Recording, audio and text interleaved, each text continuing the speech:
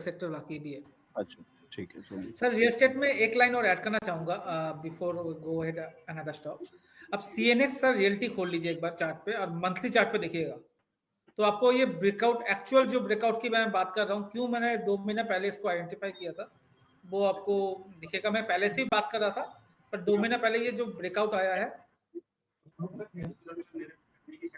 Monthly chart पे देखिएगा sir. अब ये देखिए किसी एक टाइम पे ये 1800 हुआ करता था, और ये जो ब्रेकआउट आया आई बिलीव 650 640 के ऊपर ये इंडेक्स पे ब्रेकआउट आया है। तो 2008 में सर ये 1800 का था, जो अभी 600 700 में मिल रहा है। तो इंडेक्स वाइज ही हम निफ्टी में लाइफ टाइम हाई की बात कर रहे हैं, हम बैंक निफ्टी में लाइफ टाइम हाई की बात कर रहे हैं, और ये रियलिटी सेक्टर अभी अपने हाई से ओनली 30-40% में मिल रहा है। तो आप सोचिए कितना बड़ा अपॉर्चुनिटी यहाँ पर बैठा हुआ है, जो नितिन जी भी बोलने की कोशिश कर रहे थे, कितनी बड़ा अपॉर्चुनिटी यहाँ पर बैठी हुई है। तो ये जस्ट शुरुआत है, अभी मैं टारगेट रिवाइज ही करूंगा अभी, चाहे वो गोदरेज प्रॉपर्टी हो, चाहे वो प्रेस्टीज स्टेट हो, चाहे वो शोभा हो, चाहे वो डीएलएफ हो, अभी बड़े स्टॉक चलेंगे। नेक्स्ट फेज में जो आएगा वो एंसेलरी आएगा, मे बी वो 3-4 महीने के बाद से एंसेलरी स्टार्ट हो, क्योंकि अभी जो मेन फोकस है वो जो पुराने स्टॉक्स हैं वो सेल आउट हो रहे हैं, और बड़े लग्जरीज प्रोडक्ट आप देखोगे गुड़गांव में जिस तरह से लॉन्च हो रहे हैं, और लॉन्च के पहले दिन ही सारे फ्लैट खत्म हो जा रहे हैं। तो जिस तरह से ये बूम चल रहा है अभी और चलने का आशा है अभी, तो मुझे लग रहा है डीएलएफ सॉरी रियल्टी सेक्टर जो है आने वाले 2-3 साल के लिए बहुत ही जबरदस्त मोमेंटम दिखा सकता है। जी, एक बड़ा रीजन तो ये है 2007 के बाद में एक लंबा समय निचले स्तरों पे गुजारा है, और वहां से एक अच्छी रिकवरी अब आती हुई दिख रही है।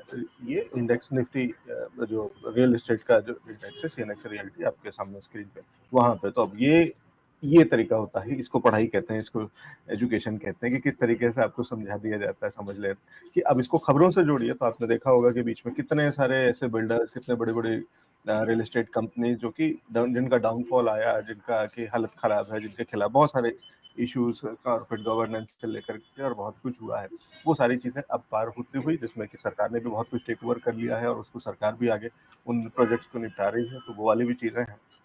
और एक बड़ी तेजी, और कहीं ना कहीं जब हम इकोनॉमिक तेजी की बात करते हैं कि अगर इकोनॉमिक रिवाइवल है, देश के अंदर में पैसा है, फंडिंग है, लोगों के पास चीजें बेहतर हो रही हैं, तो फिर ये एक बेसिक चीज होती है कि लोग रियल एस्टेट में जाते हैं, मकान खरीदते हैं। कितने तो फ्लैट जो गुड़गांव वाले बता रहे हैं, तो कितना तो लोग जी नहीं ले लिए, सुना नहीं सर, हमारा तो एक ही है। ले लेते हो। मैं सर रियल एस्टेट में बिलीव नहीं करता, मैं रियल एस्टेट स्टॉक पे बिलीव करता हूँ, मैं स्टॉक लेता हूँ। ठीक है, अभी इससे थोड़े दिन पहले तक लोग जी टाइल्स और वो वाली जितनी कंपनीज थी उनको पकड़ रहे थे कि पहले थे कि जब रियल एस्टेट चलेगा तो टाइल तो यहीं से लोगे ना, और ये वाला पाइप तो यहीं से लोगे, तो रियल एस्टेट की जो एंसिलरीज थी पहले उनको खरीदा था इन्होंने। अब ये रियल एस्टेट सीधा सीधा पूरा पूरा मकान, लेकिन ये वहां जाकर के फ्लैट की रजिस्ट्री ना करा करके यहाँ पे बाजार के अंदर में यहाँ से खरीद लेते हैं। तो अगर आपने डीएलएफ का स्टॉक ले लिया तो अब इतने में आप फ्लैट तो नहीं ले पाएंगे, और कम से कम गुड़गांव में तो बिल्कुल ही नहीं ले पाएंगे, लेकिन उसका एक फ्रैक्शन जो है एक तरीके से हो जाता है कि आपने जब एक शेयर खरीद लिया, चाहे वो डीएलएफ का हो चाहे सी का, तो ये एक अच्छा तरीका है। बहुत बढ़िया एनालिसिस, बढ़िया जी। लेकिन तीसरा सा सेक्टर जो है जहां नितिन जी भी बुलिश हैं, पावर। आपको याद हो हमने 3 पावर कंपनीज के नाम लिए है, डायरेक्ट पावर की बात कर रहा हूं मैं, आईओसी, बीपीसीएल एंड एचपीसीएल। क्या मूव इन्होंने दिखाया लास्ट 2 महीने में।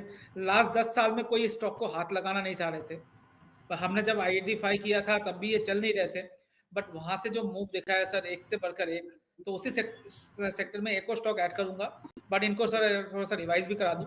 आईओसी हमने 90 में सर दिया था, अभी 120 चल रहा है, तो 30 रुपए का मूव तो यहाँ आ गया, मतलब 40% का मूव आ गया है, प्लस 5 रुपए का आपको डिविडेंड मिला है, तो 125 का भाव है एक्चुअली में।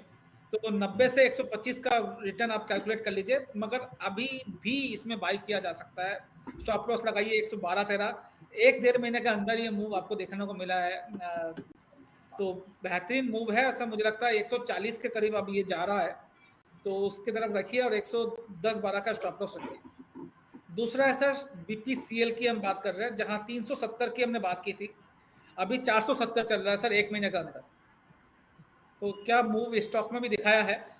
मेरे हिसाब से अब 530-40 जाने की कोशिश कर रहा है, बट वहां से 20 रुपए माइनस कर लीजिएगा, क्योंकि 1-2 दिन में डिविडेंड आने वाला है 25 रुपए का। तो वो एडजस्टमेंट हमें देखना है। बट इसके साथ साथ मुझे लगता है ये स्टॉक आपको 420-25 का स्टॉप लॉस लगाना है। मैं डिविडेंड एडजस्ट होके बात कर रहा हूँ, क्योंकि डिविडेंड एडजस्ट होते ही ये 450 का हो जाएगा, तो उसके हिसाब से देखिएगा। एंड मुझे लगता है ये 530-40 से जाने के लिए तैयार हो रहा है। नया एंट्री भी दोनों स्टॉक में की जा सकती है, एक्चुअली तीनों में की जा सकती है। तीसरा है हिंदुस्तान पेट्रोलियम, जिसकी मैंने बात की है 270 टू 765 के रेंज में। अब ये चल रहा है 370-380 के रेंज में। तो ये भी एक महीने का ही मूव है। आपको याद हो मैंने बोला था कि ऑयल एंड मार्केटिंग कंपनी में मुझे बहुत ज्यादा बुलिश हो रहा हूँ। अब ऑयल का प्राइस डाउन होगा। जब ऑयल का प्राइस 94-95 हुआ करता था, अब 73-74 है। वहां से जरा देखिए क्या मूव आया है, और मुझे लगता है ये अब 440-450 जाने के लिए तैयार हो रहा है। 350 का स्टॉप लॉस जरूर रख ले ये स्टॉक पे। तो इसी सेक्टर से ही एक और स्टॉक में आइडेंटिफाई किया है, जो नितिन जी के घर का कंपनी है, कोलकाता बेस्ड कंपनी है, CESC पावर जनरेटेड कंपनी है। ये भी अंडर 100 रुपए के रेंज में ही है, 120-130 रुपए चल रहा है। आजकल 100 रुपए के शेयर ज्यादा मिल रहे हैं मुझे। नॉर्मली मैं 2-3 हजार वाले शेयर देता हूँ बट ये स्टॉक मुझे बहुत अच्छे लग रहा है। 117-120 के रेंज में लिया जा सकता है। 110 के नीचे का स्टॉप लॉस लगाइए। पहला टारगेट 140 का लेके चलिए, फिर रिवाइज करेंगे सर इसमें। टाइम फ्रेम क्या सर लेकर के अगर चल रहे हैं सर?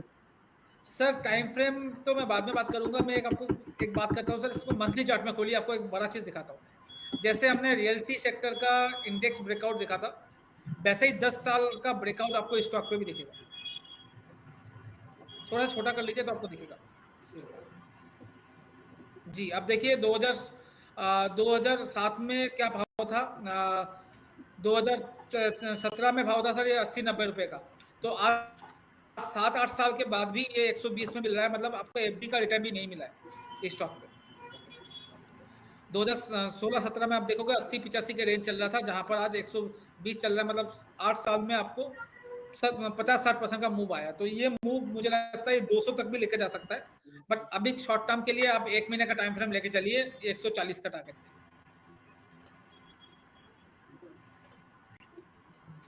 जी, CESC बहुत समय बाद एक बढ़िया तेजी, और लेकिन जबरदस्त तेजी के साथ में बढ़ रहा है, तो यहाँ पे दांव लगा रहे हैं सर। टाइम फ्रेम एक बार फिर से बताइएगा। 1 मंथ टू 2 मंथ। 1 से 2 मंथ, हाँ। अगर लंबे समय के लिए किसी को रखना हो तो रख सकते हैं।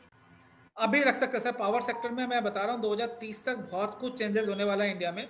और अगर इंडिया कैपेसिटी नहीं बढ़ाएगी तो हमारे घर पे सब 6 घंटे तक का लाइट नहीं रहेगी। गुड़गांव जैसी जगह की मैं बात कर रहा हूँ। तो कैपेसिटी एक्सपेंशन बहुत बड़ा होने वाला है सर। यूएस में 38-40 करोड़ जनता है। वहां पर जो इलेक्ट्रिसिटी यूज होती है और हमारे में जो यूज होती है वो 10% का, सिर्फ 10% हम यूएस के कैटेगरी में यूज कर रहे हैं। तो अभी एसीज हर घर में पहुंचना है। अभी इलेक्ट्रिसिटी हर घर में पहुंचा है, बट यूज इतना नहीं होता है। और फैक्ट्रीज में जिस तरह से अभी मेक इन इंडिया की चल रहा है, मैन्युफैक्चरिंग इन इंडिया चल रहा है, वहां पर जो इलेक्ट्रिसिटी यूज होने वाली है उसका जो जरूरत पड़ेगी आने वाले टाइम पे, जो transmission business, electricity, NTPC type के, कोल इंडिया टाइप के, आईओसी टाइप के सारे सेक्टर में एक बड़ा रीरेटिंग हो रहा है। आने वाले 3-4 साल में आपको इसका प्राइसिंग में भी देखने को मिलेगा।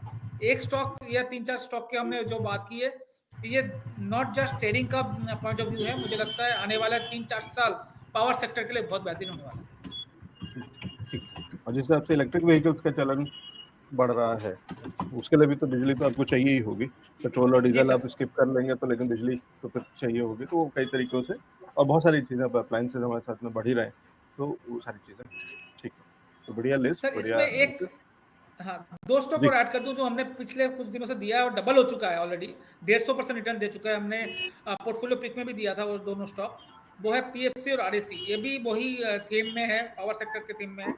पीएफसी आरएसी हमने पीएफसी दिया था सर 200 के रेंज में, और आरएसी दिया था 160 के रेंज में। पीएफसी 380 चल रहा है, प्लस आपको बोनस शेयर मिला है एक। तो एक्चुअली में 430-40 चल रहा है पीएफसी। और आरएसी देखोगे तो 165 का 400 रुपया हो चुका है। अभी भी दोनों में वैल्यूएशन वाइज कोई महंगा नहीं है। आज भी अगर कोई लेना चाहे तो ले सकता है, बट आपका टाइम फ्रेम 6-12 महीने का होना चाहिए। ये स्टॉक भी आपको यहाँ से 600 रुपये, दोनों का भाव 600 रुपये देखने को मिल सकता है, क्योंकि दोनों 380-400 चल रहा है।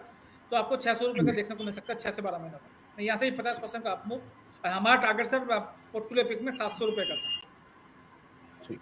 जब हमने 150 तो रुपए में इसको आइडेंटिफाई किया था। पावर सेक्टर से अगला पावर आएगा जो कि बाजार को और आगे भी ले जाएगा। तो ये है बढ़िया स्टॉक, बढ़िया लिस्ट, बहुत सारे एनालिसिस, बहुत सारी चीज सीखते चलते हैं, किस तरीके से स्टॉक पिकिंग होती है वो भी सीखते चलते हैं। तो ये खास show market live Monday to Friday Indian business पे लेकर के आते हैं रोज सुबह। देखते रहिए, सीखते रहिए। अगले सेगमेंट में लेंगे आपके सवालों के